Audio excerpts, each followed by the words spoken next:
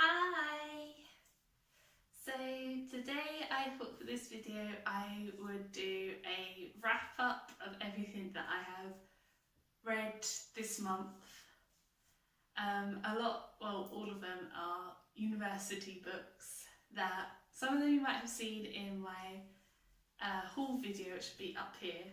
But yeah, a lot of them are university books and I liked some of them, some more than others.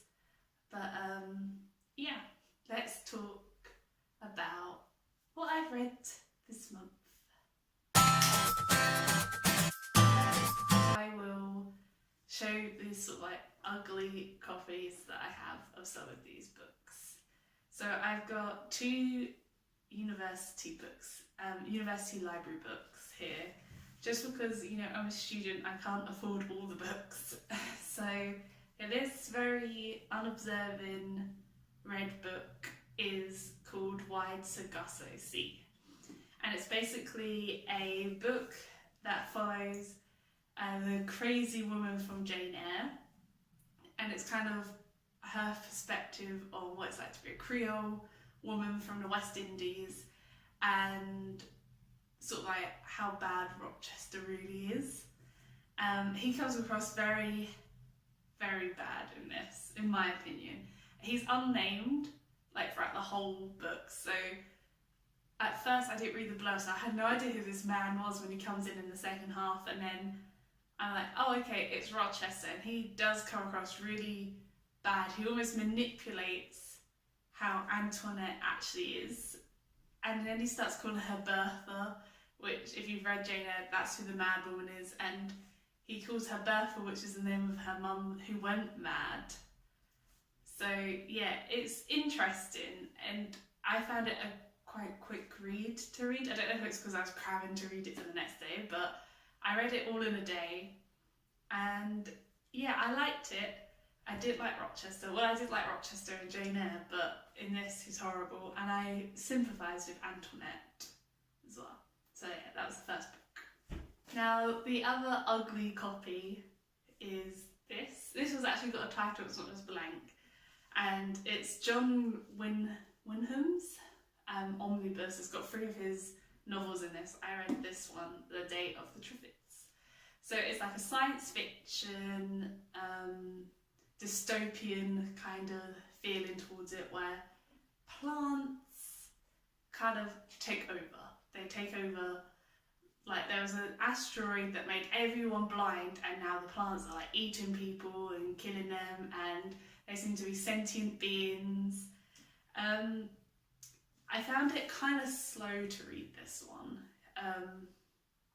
There are some points where I was on one page. I mean, like, it's quite small writing and there's a lot on one page, but I felt myself being on one page for quite a while. It wasn't as quick, but it was quite interesting. I like dystopias anyway, so it's interesting to have sort of like the plants being the villains in it, really. In my class we also discussed a thing about plant blindness, and someone in my class brought up how even the reader's quite blind to the plants. John Wyndham makes it as if the plants are like still on the sideline, even though they're kind of the killers of the book. So yeah, I thought it was interesting how he done it.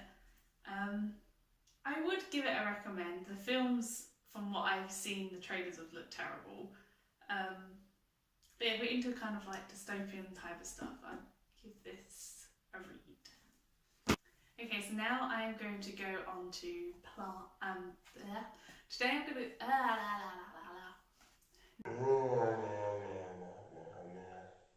now I'm going to go on to the plays I've read, because one of my modules of the course that I'm taking this year is Edgy Early Modern Drama. So I've got a few plays that I've read so far. This one is Edward II, which again was in my haul, and as I said then, I have read this before. It was interesting rereading it. I feel like I focused more on like the political strife rather than the homosexuality that's in this book. We did discuss it, the homosexuality, and the whole horrible death scene at the end when the king gets a red hot poker up his bum, but we also spoke about the political intrigue and how characters were able to manipulate their way around certain things. Again, it's still a play that I don't mind. It's quite interesting, again, with the homosexuality and the political kind of stuff as well, but it's not one of my favourites, but it's definitely good if you're into that kind of like queer studies and that, which I think is quite cool. Another play I read was my favourite, Titus. What more can it's so good. It's got rape and murder and revenge, and people get eaten in pies, and it's just so out there, and so many different things happen, which when you read it, it's like, what the hell? Like, how does this even happen? It's just so many different things. It's really nice to revisit it again, because even though I had read it before, I'd read it like back in 2017, which sounds so long ago now. I read it back then, and I fell in love with it then, and rereading it, I got to kind of relive my feelings towards it, and even though I knew what to expect, I could see how certain things were playing up to the end. This time studying it, we just spoke more about Tamora, which was quite interesting, and the role of women in it, whereas before we kind of focused on the revenge kind of thing. So it's kind of nice to go back and talk about the women and the other subplots in it. And we spoke more about Aaron as well, which my lecturer, Joe, he really loves Aaron in this. So it's really interesting to talk about this. This is a beastie. So in this there are 4 plays, and they're 4 revenge tragedies, and we've read 2 of them for this course. First one being The Revenger's Tragedy, and the second one being Tis a Pity She's a Whore. Again, I have read both of these before in my last year's class, but I think I connected more with Revenger's Tragedy this time around. Last time I done it, Revenger's Tragedy was taught alongside Macbeth, so we focused a lot on Macbeth and not as much on Revenger's Tragedy. So it's interesting this time to talk more about Revenger's Tragedy and get more of an insight on Revenger's Tragedy. It's very confusing play what happens. So many different things happen. You've got so many different subplots with like the Duke and the sons, and then him getting dressed up and being in disguise, and sometimes you're like, who's this in disguise? It's just really cool. We also linked Revenger's Tragedy to Game of Thrones, which I am in the middle of season 6 at the moment. I started watching it in December, and I'm determined to finish it before the last series comes out. So we spoke about how the last scene in Revenger's Tragedy resembles that of the Red Wedding, and you could see so much of Game of Thrones in this, and I hope maybe George R. R. Martin got inspiration from Revenger's Tragedy, because it does have quite a lot of similarities in it. Tis a Pity She's a Whore, a good old one about incest, who doesn't want to know that? We also read The Unnatural Tragedy, which parodies Tis a Pity a lot. So we kind of studied it over 3 weeks instead of 2, and we spoke about if it's a woman's duty to please a man, and whether Giovanni he makes a big proclamation saying, "I'll be dead if you don't sleep with me, sister," and so even though he's alive, when they sleep together, he's religiously dead. So that's quite interesting. We talked a lot about incest in that as well when we done this. Now, these last 2 books were probably my favourite books of what I have read. They're both from my Literature and English course, and they're both kind of modern, which I think why I connected with them more. So the first one I will talk about is Disgrace. This is a book about a teacher who, it's up for debate whether he rapes or just seduces his student. I personally think he raped her. But yeah, he loses his job. He doesn't go to prison or anything because she doesn't explicitly say that she was raped. They just say that they was in a relationship. So he doesn't go to prison and he ends up moving away from Cape Town out to the countryside with his daughter. And there's a big event that happens where some men come to the farm that his daughter is living and working at, and they rape the daughter and they kill the kennels, like all the dogs that she owned in the kennels. They set the main guy, David, on fire. And then it's how his daughter deals with that. His daughter ends up getting pregnant and she accepts that. She doesn't want to talk anymore about it, but she accepts that she's pregnant. And the neighbour, who was suspected that he set the whole thing up, with the men coming over and raping her and setting David alight, he makes a proposal of marriage to the daughter. He's already got 2 wives, so he makes another proposal and she's ready to accept that proposal. And she just wants kind of to bury her head in the sand. So it's really interesting how these topics are discussed.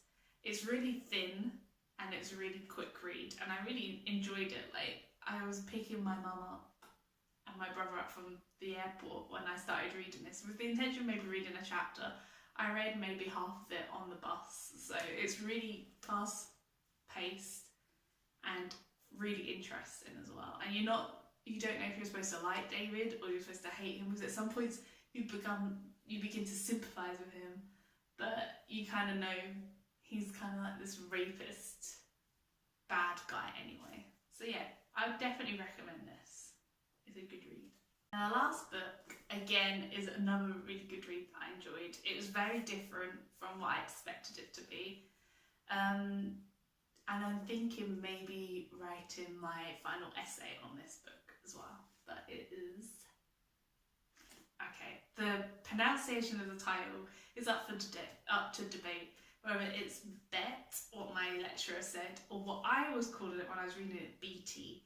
So I don't know how you pronounce it, but it's basically about, it's kind of like utopian / apocalyptic, and it's this animal rights activists. They put these chips in the brains of animals and they begin to speak.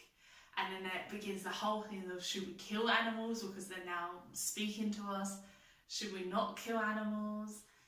And then the main character, Graham, is a farmer. So he basically loses his whole business and he becomes poor and he has nothing else to do. He then finds a woman, I think her name's Mary, and he falls in love with her, but she has cancer. She ends up dying, and her cat Cincinnatus is a canny, which an animal that can speak, beast, and it's very long-winded. So there's a whole load of times where he's just like in a forest, living in a forest. But in the end, the cat convinces him to see the lamb, which he then finds out a lot more about these animals and how southern animals don't want a war like what the northern animals are like, and he basically has to be the spokesperson. And they choose him because he isn't a person who sympathises with the animals. He actually hates them, but they choose him to be his spokesperson, and he kind of goes there and tries to bring out peace. The ending is the only thing I didn't like. In the end, he dies, but his soul gets put into a fox. So that's something I didn't like about the ending. But everything else I found really interesting. Some of the themes are really interesting. Again, there are some times where it's like really long to read, and plus the chapters are so long, which I hated. But I found it really interesting, and I would definitely reread it again. So yeah, definitely recommend that one. So that has been my reading wrap up for March. So that is everything I read this month, which is quite a lot, but a few of them were plays, so they're kind of small anyway. Yeah, that also near enough concludes the reading I have to do for university. I've got one more month really left of teaching, and not a lot of them have main novels to read, just kind of like shorter texts and that. So yeah, I've enjoyed this term's reading more than last term's. I felt like I read a lot more this term as well. But yeah, I definitely recommend most of those books. I enjoyed most of them as well. I didn't find any of them too long or too strenuous to read. So yeah, if you like this kind of content, I'm hoping to upload some more reading videos as well. This is kind of what I want to include more of as reading videos. So make sure to give it a like and subscribe, and I shall see you next week. Bye!